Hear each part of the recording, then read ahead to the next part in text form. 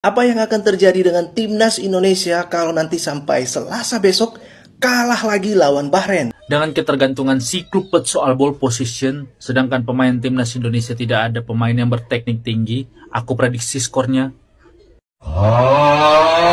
Menjelang pertandingan antara timnas Indonesia dan juga Bahrain, masih ada beberapa oknum supporter yang pesimis jika timnas Indonesia tidak akan mengalahkan Bahrain di laga nanti tanggal 25 yang berlangsung di GBK. Bahkan ada beberapa akun di media sosial menyatakan jika timnas Indonesia akan menelan kekalahan dengan skor pahit 2-0. Terdapat salah satu account di Instagram, namanya adalah Football Prediction. 2 hari lalu habis timnas Indonesia kalah lawan Australia, gue kan sempat nge-live ya sama lu pade nih. Terus ada yang ngasih tau gue, kalau misalnya ada salah satu account yang memprediksi kekalahan Indonesia secara rinci, yang menurut gue bener-bener gak masuk akal. Mari kita bahas, boy. Ini adalah postingan dari account tersebut 2 hari sebelum pertandingan. Kalian yang mau ngecek silakan kalian cek ya. Gue juga pertama ngeliat ini kayak paling kebetulan. Soalnya perkiraan skor yang lain itu kagak ada yang bener. Tapi yang bikin gue curiga ya, itu captionnya, boy. Yang kurang lebih Doi itu bilang Kluivert akan kesulitan melawan Australia bermain ball possession dengan pemain yang memiliki teknik yang kurang.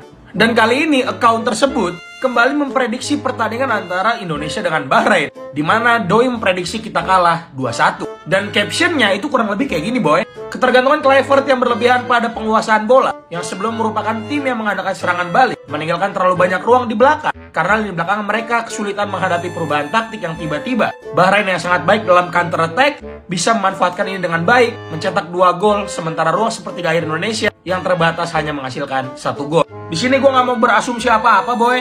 Menurut gue ini cuma sekedar kebetulan aja. Cuma kalau dipikir-pikir, boy, memperkirakan skor dengan detail beserta alasan kalahnya 5-1 persis. Jarang-jarang lo ada orang prediksi skor 5-1, paling 2-0, 3-0. Gue nggak mau ngarahin ini ke hal-hal yang berbau Kluivert banget.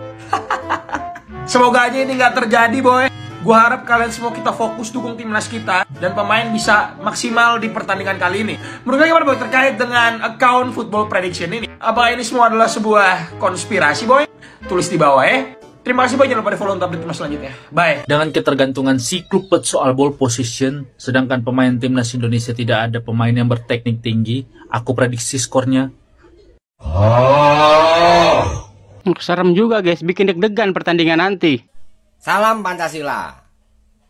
Timnas Indonesia melawan Bahrain hari ini. Saya tak pakai peci merah dulu. Bagaimana menurut kalian hasil pertandingan antara Timnas Indonesia melawan Bahrain hari ini di Stadion Gelora Bung Karno, Senin 24 Maret 2025. Menurut saya Timnas akan kalah lawan Bahrain. Dan kalian harus mengubur mimpi yang terlalu tinggi untuk bertanding melawan tim kelas dunia di Piala Dunia 2026. Kenapa? Yang pertama, faktor pelatih. Jadi pelatih yang direkrut oleh Erick Thohir ini pelatih yang sama sekali tidak berkualitas. Bahkan termasuk pelatih teroris.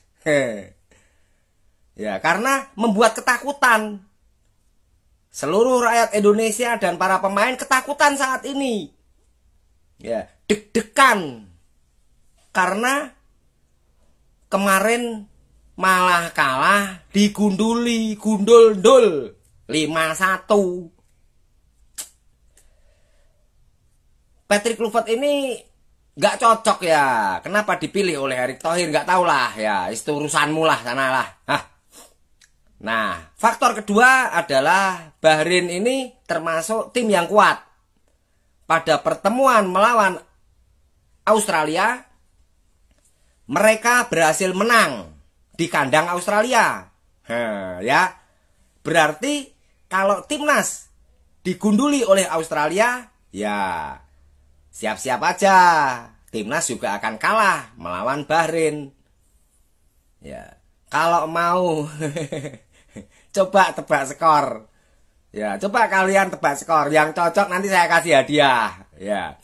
Kalau menurut saya skornya 2-0 untuk Bahrain. Karena memang koordinasi dan konsolidasi serta TikTok dari para pemain timnas Indonesia ini belum dapat. Ya, belum kompak. Belum ketemu chemistry-nya. Ya, misalnya biasanya kalau back tanpa melihat itu oper ke kiri ada Tom Haye, oper ke kanan ya ada siapa itu Marcelino Ferdinand ya, oper ke depan nggak usah melihat ada Witan Soleman ya. Kali ini jauh panggang dari api, jadi kalian jangan berharap timnas bisa bermain memenangkan pertandingan melawan Bahrain. Kalau draw lagi atau bahkan kalah, wassalam. Selamat jalan Piala Indonesia. Tinggalkan timnas Indonesia. Kita harus rela dan tetap semangat. Ya memang strategi mengganti pelatih di tengah-tengah turnamen itu resikonya sangat besar guys. Karena dengan adanya pelatih yang baru, otomatis pelatih ini akan membutuhkan lebih banyak waktu lagi untuk beradaptasi.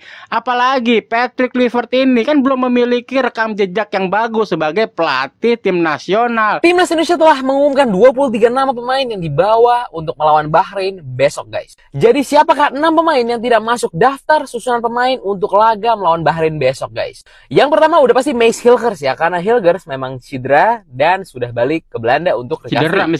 Lagi Pratama Arhan tidak masuk ke dalam squad. Menurut gue sih cukup agak disayangkan ya, karena gue berharap di laga lawan Bahrain nanti mungkin aja ada momen di mana Arhan, mungkin lemparan ke dalam Arhan bisa bermanfaat, bisa berbuah hasil lah untuk timnas kita. Selain Arhan, kembali ada nama Hoki, Nadeo, Ferrari, dan juga Septian Bagaskara yang tidak masuk daftar susunan pemain untuk laga besok guys. Dengan tidak masuknya ke 6 pemain tersebut, berarti kurang lebih sih mirip ya sama yang kemarin nih skuadnya. Coba kalian komen kira-kira bagaimana jalannya laga esok hari. Tanggapannya? Yuk kita komen, let's go! Besok timnas wajib menang. No excuse. Nggak imbang, apalagi wajib kalah. Lah, timnas harus menang. Oh, lu cuma mau menang doang. Maunya menang terus. Sekarang pertanyaan gue, kalau lu bilang kayak gitu, lu mikir nggak? Kita menang berapa kali sih dari 7 pertandingan?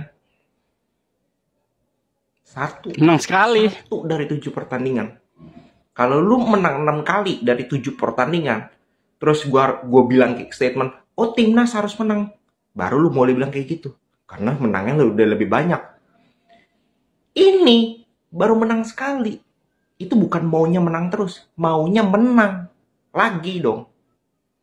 Soalnya 2 pertandingan sisa lawan Bahrain, lawan China di kandang kita, itu harga mati menang. Kalau kita mau lolos, walaupun lewat playoff, karena nggak mungkin peringkat 2. Itu pun lolosnya playoff, ingat ya. Itu wajib menang. Apalagi nggak menang, repot. Bisa nggak lolos, sangat bisa nggak lolos. Jadi ya ini tugas pelatih untuk bisa menemukan formasi yang tepat, strategi yang tepat, plan yang tepat, di waktu yang minim, yang terpenting menang. Oke? Segitu dulu. Ya inilah resiko mengganti pelatih di tengah turnamen. Jadi pelatih baru itu belum mengetahui kualitas dari pemain kita. Jadi mau tidak mau dalam laga nanti itu timnas Indonesia harus menang guys. Karena benar-benar 3 poin sangat penting buat kita untuk meloloskan kita ke putaran 3 kualifikasi Piala Dunia atau lewat jalur playoff. Apa yang akan terjadi dengan timnas Indonesia kalau nanti sampai Selasa besok kalah lagi lawan Bahrain? Maka jawabannya sudah pasti adalah, ya tamatlah riwayat kita untuk bermimpi agar timnas kita bisa bermain di Piala Dunia 2026. Lah, tapi kan masih sisa 2 pertandingan, kok bisa tamat? Ya tamatlah besti, karena peluang besar untuk kita masih mungkin menang itu hanya tinggal lawan Cina. Sementara untuk lawan Jepang nanti ya bukan menganggap remeh timnas ya, tapi anggap saja kalau kita ya memang levelnya itu masih sangat jauh di bawah Jepang. Jadi kalau untuk menang lawan Jepang itu kelihatannya bakal sulit. Ya maksimal kita bisa imbang lah. Itu artinya kita hanya bisa mendapatkan 1 poin kalau lawan Jepang. Dan kalau kita menang lawan Cina, 3 poin. Artinya dari poin yang sekarang ini 6, itu akan menjadi 6 tambah 4 jadinya 10 poin. Dan kalau nanti kita beneran kalah lawan Bahrain, maka ya hanya 10 poinnya. Tapi kalau seandainya kita menang lawan Bahrain, berarti 6 ditambah 3 jadi 9. Dan 9 masih bisa ditambah 4 poin lagi. Itu artinya peluang kita untuk lolos ke putaran berikut atau peluang lolos lewat masuk ke putaran 4 masih terbuka. Oleh karena itu, marilah kita mendoakan timnas kita biar mereka besok tidak keok ya. Gua nggak bisa ngebayangin ya jika timnas Indonesia bisa kalah melawan Bahrain di GBK nanti, karena pasti akan ada amarah-amarah supporter timnas Indonesia di media sosial. Karena dalam laga krusial ini adalah kunci untuk melanjutkan mimpi para timnas Indonesia itu masuk ke playoff babak kualifikasi Piala Dunia. Itu udah kuncinya menang aja, nggak bisa kalah-kalah lagi, karena penting banget guys. Tapi dalam pertandingan nanti gue yakin timnas Indonesia pasti bakal menang dengan skor 2-0. Nggak mungkin guys timnas Indonesia bisa kalah di kandang sendiri, karena kualitas dari pemain kita itu setara dengan pemain Bahrain. Ya semoga aja ya, doa terbaik untuk skuad Garuda di tanggal 25 Maret nanti. Oke guys, cukup sampai sini dulu videonya. Jangan lupa ditekan tombol subscribe sebagai tanda perkenalan. Sampai jumpa di video selanjutnya. Assalamualaikum warahmatullahi wabarakatuh.